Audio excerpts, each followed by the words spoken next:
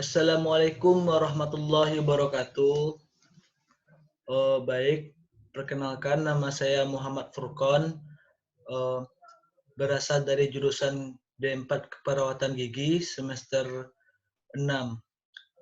Eh, Baik, di sini saya akan eh, menjelaskan tentang laporan kegiatan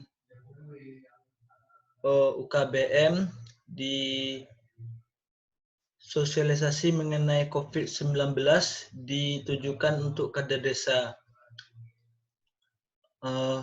Di sini saya akan mengambil tema yaitu dampak COVID-19 sangat berpengaruh pada kehidupan kita di dunia umumnya.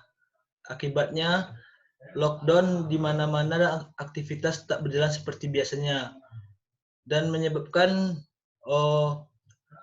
tidak bisa keluar rumah. Baiklah, saya akan menjelaskan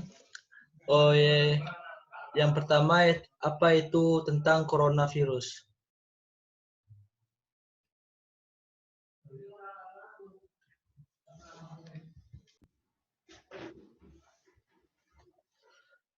Baiklah, saya Muhammad Furqon akan menjelaskan tentang apa itu coronavirus. Coronavirus merupakan virus zoonotik, yaitu transmisi dari hewan ke manusia. Coronavirus merupakan RNA virus bersirkulasi di hewan, seperti unta, kucing, dan kelelawar. Hewan dengan coronavirus dapat berkembang dan menginfeksi manusia seperti kasus MERS dan SARS.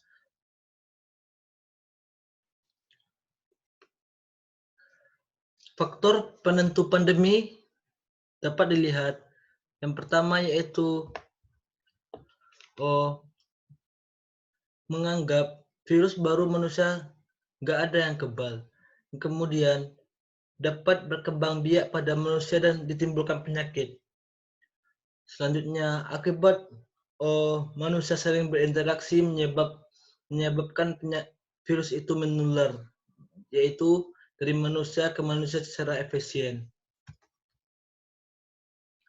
Awal mulanya virus corona ditemukan. Coronavirus baru dari pasien pneumonia di Cina. Penyebab pandemi adalah varian suatu novel coronavirus. Pada tahun 2020 yang RNA-nya telah dipisah.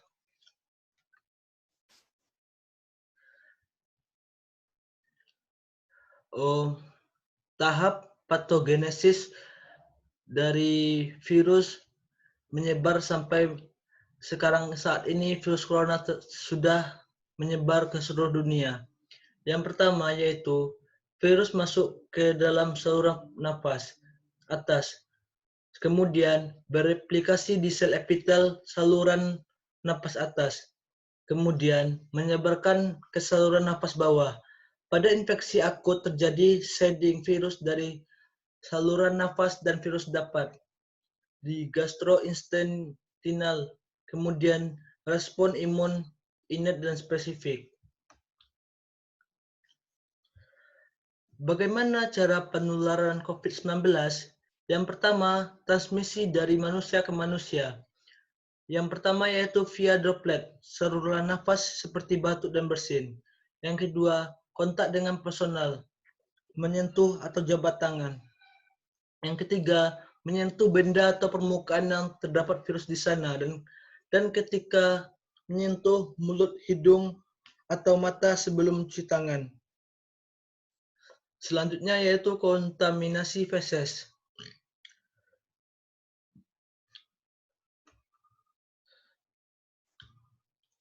Penularan virus corona.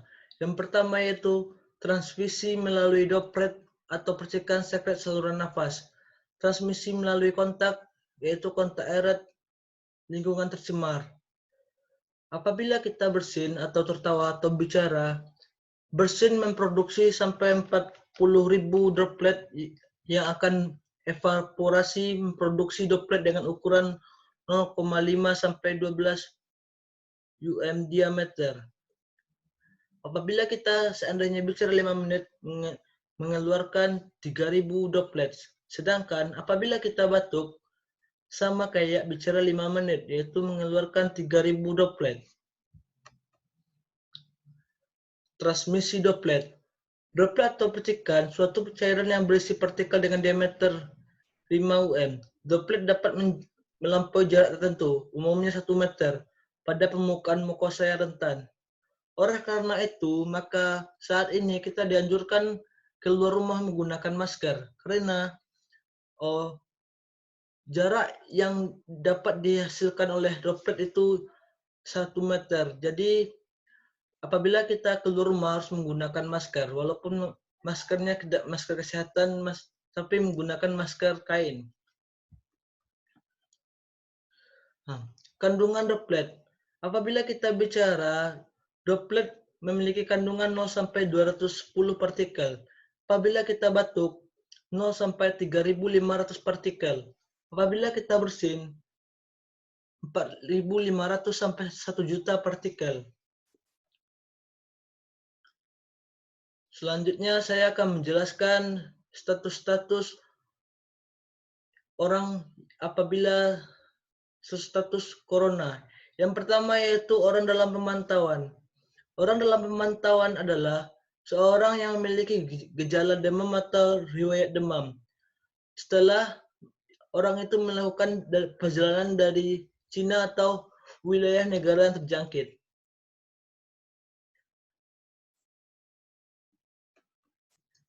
Yang pertama yaitu selanjutnya yaitu pasien dalam pengawasan. Apabila seseorang mengalami demam, suhu tubuhnya melebihi 38 derajat Celcius. Yang kedua yaitu batuk pilek dan nyeri tenggorokan.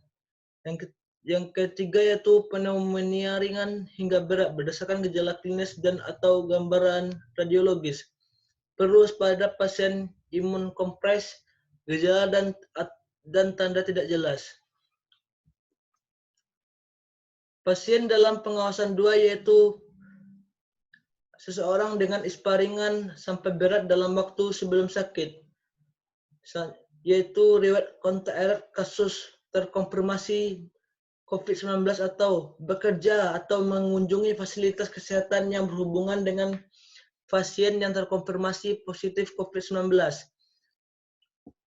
Selanjutnya itu pasien orang yang melakukan perjalanan ke Wuhan dan memiliki demam di atas 38 derajat atau ada riwayat demam. Nah, di sini saya akan menjelaskan pencegahan COVID-19 dari diri sendiri dan untuk para kader. Yang pertama yaitu cuci tangan dengan sabun dan air setelah mengolah hewan dan produk hewan. Selanjutnya yaitu setelah pulang atau keluar dari rumah, sebaiknya cuci tangan menggunakan sabun. Hindari menyentuh mata, hidung, dan mulut. Hindari kontak dengan hewan sakit dan daging berpenyakit. Hindari kerumunan dan hindari kontak dengan kandang hewan dan limbah air di pasar. Selanjutnya yaitu cuci tangan dengan sabun dan air mengalir sesuai anjuran WHO. Hindari menyentuh mata, hidung, dan mulut. Bersihkan dan disinfeksi alat serta tempat kerja sedikit sehari sekali. Setelah kita kerja, bukalah baju pelindung setelah kerja. Bersihkan setiap hari dan tinggal di tempat kerja. Jauhkan anggota keluarga dari perlengkapan dan sepatu yang belum dibersihkan. Selanjutnya yang sangat penting sekali yaitu hindari tempat yang ramai atau keramaian atau berdesakan jika tidak terpaksa. Gunakan masker dan kacamata. Cuci tangan setelah kontak benda dan lingkungan serta hindari menyentuh mulut, hidung, dan mata dengan tangan belum dibersihkan. Selanjutnya yaitu macam-macam masker. Masker sendiri ada 3 macam, yaitu masker N95, masker bedah, dan masker karton. Masker N95 yaitu dapat memfilter 95%, 0,3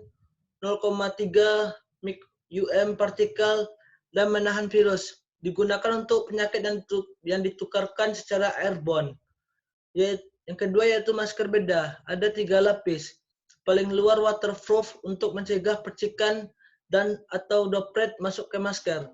Lapisan tengah untuk filtrasi yang dapat menahan 90% partikel 5 Lapisan dalam digunakan untuk absorpsi dan yang lembab atau basah. Masker koton, efisiensi antivirus rendah, tebal dan pengap.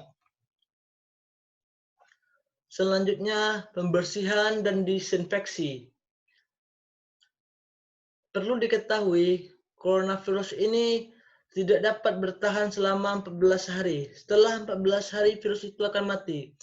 Yang pertama yaitu, coronavirus sensitif terhadap panas dan selektif diinaktifkan oleh pelarut lipid seperti 56 Celcius selama 30 menit. Ether, 75% alkohol, klorin disinfektan, peroxide acetic dan kloroform. Chlorhexidin tidak efektif dalam inaktivasi virus. Penggunaan alkohol 75% dapat digunakan untuk kulit. Pemanasan 20 menit setelah mendidih untuk peralatan makan dan pakaian. Selanjutnya yaitu usahakan pagi-pagi, panas pagi agar kita berjemur untuk mematikan virus yang ada di tubuh. Selanjutnya yaitu ada beberapa pesan resmi dari WHO hal yang harus diperhatikan. Yang pertama, iklim atau cuaca panas dan lembab tidak mencegah infeksi virus corona. 2. Mandi air panas tidak mencegah COVID-19. COVID-19 tidak dapat ditransmisikan produk buatan Cina atau negara manapun. 4. COVID-19 tidak bisa ditularkan oleh gigitan nyamuk. 5. Hanya menggunakan pengiring tangan tidak efektif membunuh virus. 6. Jangan menggunakan lampu ultraviolet untuk mensterilkan tangan. 7. Jangan menyemprotkan alkohol atau klorin ke seluruh tubuh untuk membunuh virus. Yang ke-8 yaitu tak ada bukti binatang peliharaan dapat menularkan virus. 9. Vaksin pneumonia tidak bisa melindungi COVID-19. 10. Orang dengan segala usia dapat terinfeksi. 11. Antibiotik tidak efektif terhadap COVID-19. COVID-19 sendiri merupakan penyakit yang berasal dari hewan zoonosis seperti ular dan kelelawar. Beberapa seperti pada slide sudah dijelaskan oleh WHO. Apa-apa saja yang harus kita perhatikan. Yang pertama yaitu cegah diri dari penyakit yaitu dengan terapkan hand hygienis yaitu cuci tangan. Hindari kontak langsung dengan orang. Selanjutnya yaitu cegah orang lain untuk tertular. Apabila kita bersin, gunakan siku kita atau tisu untuk menutupnya. Kemudian buang tisu ke tempat yang sudah sampah tertutup. Selanjutnya yaitu cuci tangan setelah batuk atau bersin atau kontak dengan orang sakit. Hindari berpergian jika sakit atau tempat outbreak. Selanjutnya yaitu gunakan masker jika sakit. Di sini saya garis bawahi, sekarang ini kemana-mana kita harus menggunakan masker, bukan hanya saat sakit saja. Jadi jika kita kemana-mana harus menggunakan masker, karena itu merupakan protokol kesehatan yang dikeluarkan oleh Kementerian Kesehatan. Selanjutnya yaitu seperti pada gambar itu ada trik-trik ketika berbelanja di pasar agar menjauhi keramaian. Seperti pada gambar, inilah 6 cara cuci tangan yang baik. Yang pertama yaitu seperti yang saya contohkan ini, yaitu di bawah air yang mengalir. Kemudian nomor 2 yaitu di sela-sela jari. Kemudian tangan kanan di atas tangan kiri, seperti pada gambar nomor 3. Yang nomor 4, gerakan mengunci. Ini saya contohkan. Selanjutnya, menggenggam ibu jari kayak gini. Selanjutnya yaitu mengunci lagi, nomor 6. Baiklah, demikianlah presentasi dari saya, paparan dari saya. Semoga bermanfaat untuk kita semua. Yang terpenting, jangan lupa cuci tangan dan jauhi area-area yang bisa memasukkan virus. Semoga kita semua selalu dilindungi oleh Allah Subhanahu wa taala dan sehat selalu. Baiklah, saya Muhammad Furqan izin mengundurkan diri. Assalamualaikum warahmatullahi wabarakatuh.